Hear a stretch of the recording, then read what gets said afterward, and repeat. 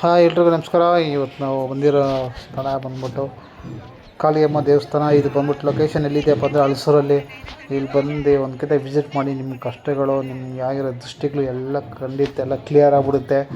ಹೌದು, ನೀವಾಗೇನು ನೋಡ್ತಾ ಇದ್ದೀರಾ, ಇದು ಬೆಂಗಳೂರಿನ ಹಲಸೂರಲ್ಲಿರುವಂಥ ಲಕ್ಷ್ಮೀಪುರ ಕಾಳಿಯಮ್ಮ ದೇವಸ್ಥಾನ. ಮಾಟ ಮಂತ್ರ ದೃಷ್ಟಿ ದೋಷ ಏನೇ ಇದ್ರೂ ಇಲ್ಲಿ ತಡೆ ಮಾಡಿಸ್ಕೊಳ್ರಿ, ಕ್ಲಿಯರ್ ಆಗುತ್ತೆ. ಅದೇ ಥರ ಅಮಾವಾಸ್ಯೆ ಹುಣ್ಣಿಮೆಲಿ ಮಾಡಿಸ್ಕೊಂಡ್ರೆ ಬೇಗ ಕ್ಲಿಯರ್ ಆಗುತ್ತೆ. ಎಷ್ಟೋ ಜನಕ್ಕೆ ಕ್ಲಿಯರ್ ಆಗಿದೆ, ನಮಗೂ ಆಗಿದೆ. ನೀವು ಬನ್ನಿ, ಎಲ್ಲರಿಗೂ ಒಳ್ಳೆಯದಾಗಲಿ.